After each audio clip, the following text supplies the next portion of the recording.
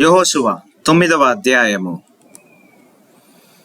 యోర్దాను అవతలనున్న మన్యములోను లోయలోను లెబోనోను నెదుటి మహాసముద్ర తీరము అందంతటను ఉన్న హిత్తీయులు, అమోరీయులు, కనానీయులు, పెరిజ్జీయులు, హివ్వీయులు, మోబిసీయులు అను వారి రాజులందరూ జరిగిన దానిని వినినప్పుడు వారు యెహోషువతోను ఇజ్రాయేలీలతోను యుద్ధము చేయుటకు కూడి వచ్చిరి. యెహోషువ యెరికోను హాయికిని చేసిన దానిని గిబియోను నివాసులు వినినప్పుడు వారు కపటోపాయము చేసి రాయబారులమని వేషము వేసుకొని బయలుదేరి తమ గాడిదలకు పాత గోనెలు కట్టి పాతగిలి చినిగి కుట్టబడి ఉన్న ద్రాక్షారసపు సిద్ధలు తీసుకొని పాతగిలికి మాసికలు వేయబడిన చెప్పులు పాదములకు తోడుకుకొని పాత బట్టలు కట్టుకొని వచ్చిరి. వారు ఆహారముగా తెచ్చుకొనిన భక్ష్యములన్నీయు ఎండిన ముక్కలుగా నుండెను. వారు గిల్గాలు నందలి పాలెములోనున్న యెహోషువ యుద్ధకు వచ్చి, మేము దూరదేశము నుండి వచ్చిన వారము, మాతోనొక నిబంధన చేయుడని అతనితోనూ ఇజ్రాయేలీలతోనూ చెప్పగా, ఇజ్రాయేలీల మీరు మా మధ్యను నివసించుచున్న వారేమో, మేము మీతో ఎలాగు నిబంధన చేయగలమని ఆ హివ్వీయులతో మన్నిరి.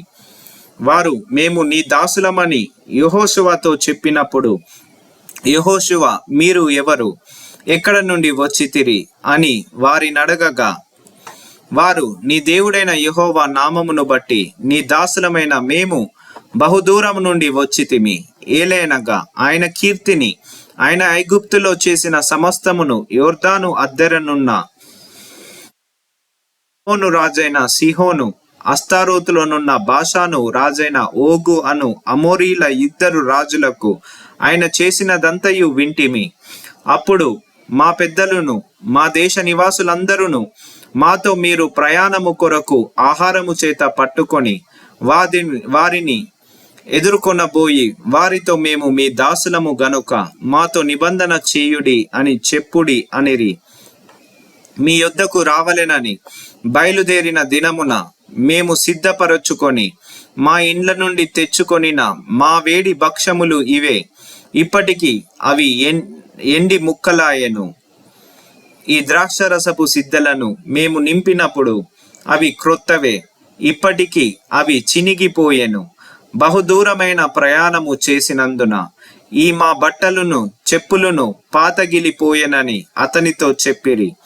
ఇజ్రాయేలీల యెహోవా చేత సెలవు పొందకయే వారి ఆహారములో కొంత పుచ్చుకొనగా, యెహోషువ ఆ వచ్చిన వారితో సమాధానపడి వారిని బ్రతకనిచ్చుటకు వారితో నిబంధన చేసెను. మరియు సమాజ ప్రధానులు వారితో ప్రమాణము చేసిరి. అయితే వారితో నిబంధన చేసి 3 దినములైన తరువాత వారు తమకు పొరుగువారు తమ నడుమను నివసించువారే అని తెలుసుకొనిరి. ఇజ్రాయేలీయులు సాగి 3వ నాడు వారి పట్టణములకు వచ్చిరి. వారి పట్టణములు గిబియోను, కెఫిరా, బెయే, రోతు, కిర్యత్యారీము అనునవి. సమాజ ప్రధానులు ఇజ్రాయేలీయుల దేవుడైన యెహోవా తోడని వారితో ప్రమాణము చేసి ఉండిరి గనుక ఇజ్రాయేలీయులు వారిని హతము చేయలేదు. కాగా సమాజమంతయు ప్రధానులకు విరోధముగా మొర్రపెట్టిరి.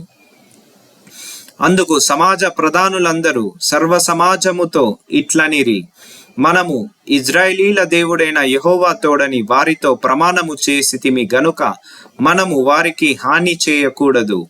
మనము వారితో చేసిన ప్రమాణము వలన మన మీదికి కోపము రాకపోవునట్లు ఆ ప్రమాణమును బట్టి వారిని బ్రతకనీయవలెనని చెప్పి వారిని బ్రతకనీయుడని సెలవిచ్చిరి గనుక ప్రధానులు తమతో చెప్పినట్లు వారు సర్వసమాజమునకు కట్టెలు నరుకువారుగాను నీళ్లు చేదువారుగాను ఏర్పడిరి. మరియు యెహోషువ వారిని పిలిపించి ఇట్లనెను, మీరు మా మధ్యను నివసించు వారై ఉండియు మేము మీకు బాహు దూరముగా నున్న వారమని చెప్పి మమ్ము నేల మోసపుచ్చితిరి. ఆ హేతువు చేతనే మీరు శాపగ్రస్తులగుదురు. దాస్యము మీకెన్నడూను మానదు. నా దేవుని ఆలయమునకు మీరు కట్టెలు నరుకువారును నీళ్లు చేదువారునై ఉండక మానరు. అందుకు వారు యెహోషువను చూచి, నీ దేవుడైన యెహోవా ఈ సమస్త దేశమును మీకిచ్చి మీ ఎదుట నిలవకుండా ఈ దేశ నివాసులందరినీ నశింపజేయునట్లు తన సేవకుడైన మోషేకు ఆజ్ఞాపించనని నీ దాసులకు రూఢిగా తెలుపబడేను గనుక మేము మా ప్రాణముల విషయములో నీ వలన మిక్కిలి భయపడి ఇలాగు చేసితిమి. కాబట్టి మేము నీ వశమునున్నాము. మాకేమి చేయుట నీ దృష్టికి న్యాయమో, ఏది మంచిదో అదే చేయుమని యెహోషువకు ఉత్తరం ఇచ్చిరి. కాగా అతడు అలాగు చేసి ఇజ్రాయేలీలు గిబెయోనీయులను చంపకుండా వారి చేతులలో నుండి విడిపించెను. అయితే సమాజము కొరకును యెహోవా ఏర్పరచుకొను చోటున నుండు బలిపీఠము కొరకును కట్టెలు నరుకువారుగాను నీళ్లు చేదువారుగాను యెహోషువ ఆ దినమందే వారిని నియమించెను. నేటి వరకు వారు ఆ పని చేయువారై ఉన్నారు.